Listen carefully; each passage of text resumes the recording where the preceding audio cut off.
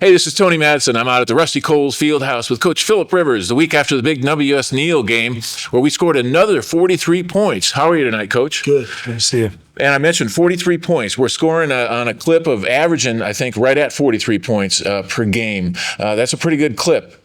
After just 3 games, what can you kind of read out of that? Yeah, it's been good. I think, looking at it, we've protected the football for the most part. Obviously, we had 2 turnovers, had 1 the other night. We're something like I'm gonna be a hair off, so don't hold me to it. Like 17 of 18 or 15 of 16 in the red zone, scoring touchdowns.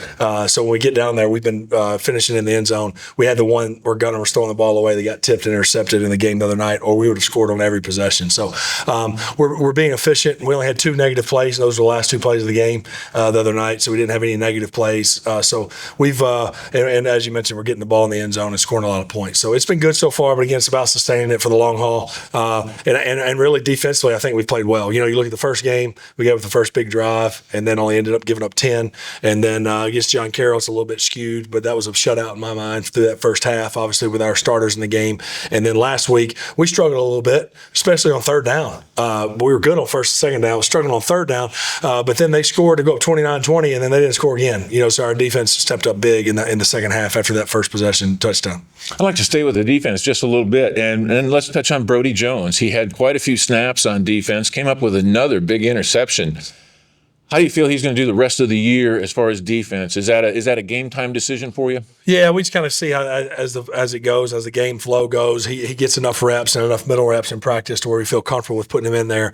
And he's one of those guys. I mean, he's arguably the best football player on the team. And so it's hard to have him stay on the sideline, especially when you get in a game like that to where it's a region game. And we threw in Grady Skipper, defensive line. We threw in Maddox. And so one may say, "Man, are we Noah go? Are we doing this right now?" And it's like, yeah, this is the biggest game of the year. You look at if you drop that game to WS Neal, you're really behind it, playing catch up all year long. And so that was a huge game against what I think is a team that's going to really make some noise, not only in Region 1. I think they're going to be a team that can make a run in the playoffs pretty deep. And so getting Brody in there and just the football savviness that he has. You mentioned the great interception, which now he's had 3 in 3 games. Yeah. But him coming up and stopping the run, he made 2 stops on the run from center field safety. I think he scored 8 tackles. Yeah, and he made the tackle at the line of scrimmage.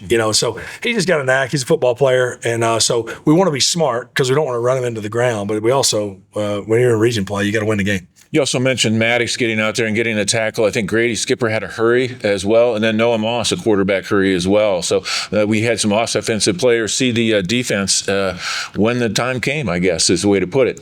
As far as offensive concerned, Noah Moss, he was our player of the game again.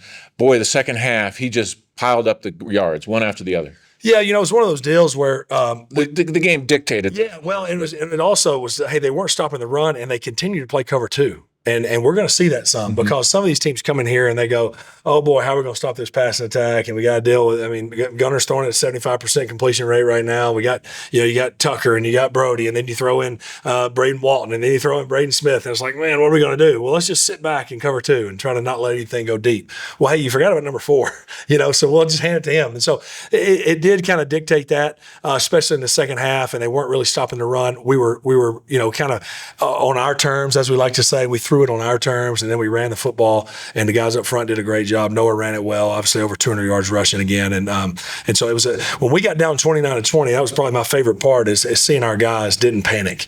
You're down 2 scores all of a sudden in the second half of a game.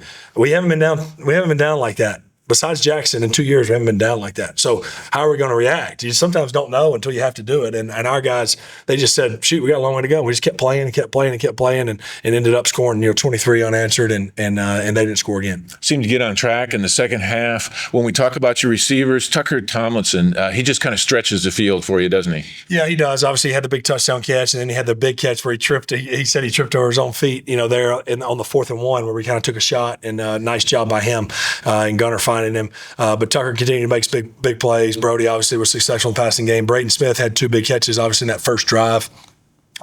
So it was all in all, it was a solid day. Obviously, a little more run heavy, but a really good balanced night for the most part. We talk about balance, and we haven't touched on the quarterback yet. When you look at your son, Gunner, on the season, he's extremely efficient. Extremely efficient, looking at about 75% on the year so far. He's leading the region in passing. He looks comfortable out there. How do you feel he's really coming together in his junior year? Yeah, no, I think he's playing well. He's playing smart. He's taking care of the football, obviously, with the one we had there in the red zone. But he's, he is. He does look comfortable out there. He's spreading the ball around. He's throwing completions, as you mentioned, and that's one of our. We have 3 keys offensively, and it's protect the ball, which we're doing. We're at a +4 turnover margin. We've only given it up 2, and we've taken 6 away. We say run the football, which we already talked about Noah and that run attack. Nigel had some good runs as well. So we're rushing the football effectively. And then our third key is to throw completions. It's not to throw touchdowns. It's not to throw bombs. It's not to do all these things. It's just to throw completions. Because when you throw completions to the guys we're throwing the ball to, good things are going to happen. And so, when you say every 10 times you throw it, you're going to complete 7 or more of them, then we're going to be in a good click, and you're not turning it over. So that gives you the confidence to freely call anything and trust him with the football. And he's been in great command out there so far. 11 touchdowns against that 1 interception, and then against that was a tipped ball. So extremely efficient. That was one I told him, though, and I've done it before too, so I can tell him these things, and I know I've done it. It's just throw it away. Throw it to those bathroom trailers over there. He was just kind of dirting the ball away, but when you do that and leave it in the field of play, you leave one of those fluke things to happen like that. And I said, throw it over there to your granddad. My dad that stands right down there. I said, throw it to him. Then if it gets tipped, he'll be out of play. I know for him, he kind of wanted to keep that, see how long we could go without turning the ball over. And so I know he was aggravated about that, but we overcame it. That's the Nook Jeopardy, right? Just start again, and we were able to do that. Join us this Friday as the St. Michael Cardinals take on the Satsuma Gators for homecoming. Thank you, Coach. Good luck.